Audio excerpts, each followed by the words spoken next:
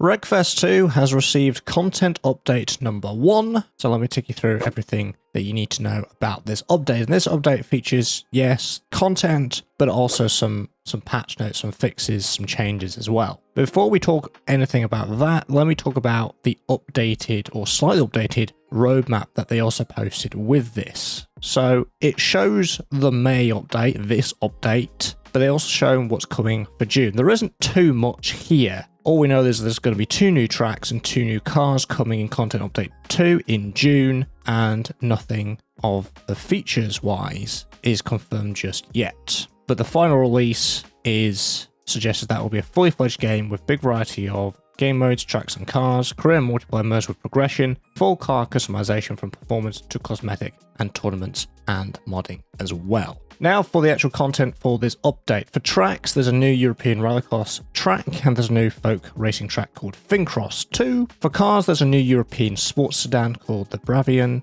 and the new American large sedan called the Rammer. And American 1 is now renamed into Crusader and European 1 is now called Gizmo. As for the changes and additions for under system, they've reduced the VRAM consumption, they fixed various memory leaks, and they've added vendor-specific support for NVIDIA DLSS and AMD Fidelity FX and Intel XeSS Super Resolution and Frame Generation, and you need to be in the main menu to enable these. And the resolution can now be changed directly in-game in the settings menu, and VSync can now be enabled and disabled in the settings menu as well.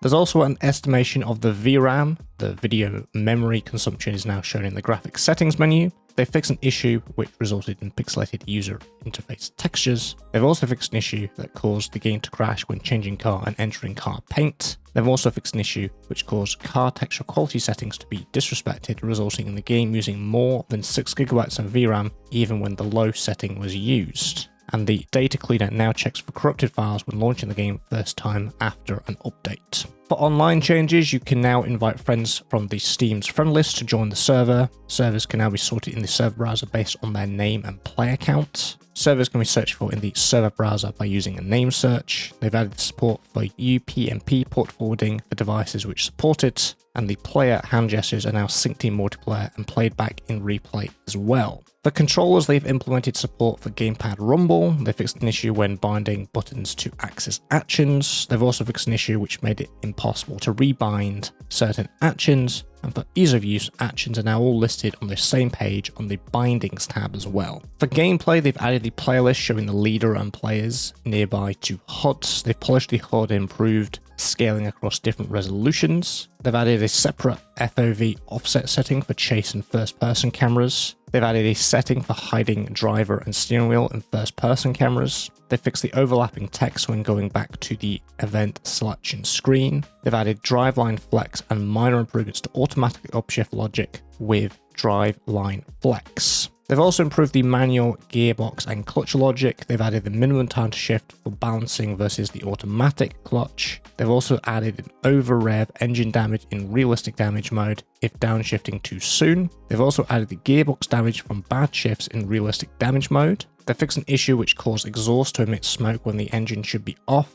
They fixed the engine damage in realistic damage mode. They've added the backfire visual and audio effects. They've added subtle radiator leak steam effects, and they've also improved the misfire damage effects too. For AI, they've improved the AI racing line computation. They've also improved the AI drifting mechanic, the AI stability before and during jumps, and the AI awareness of other cars. And they fixed noise in driver steering animation as well. For audio, there's a new exhaust sound mixdown with more bass-centric sound for the Crusader. There's better audio memory handling to address sound cutting out, plus other under-the-hood improvements. The lower rev, limiter, repeat interval, and new limiter sound effects for more beating effect. They've implemented an asphalt tire roll and skid sounds for AI and remote cars. They've implemented gravel roll sounds for the AI and remote cars as well. And using manual and clutch, reverse gear whine of the gearbox will no longer play when revving while the clutch is disengaged. And that's it. That's your content update number 1 for Wreckfest 2. Let me know what you think of all this in the comment section below.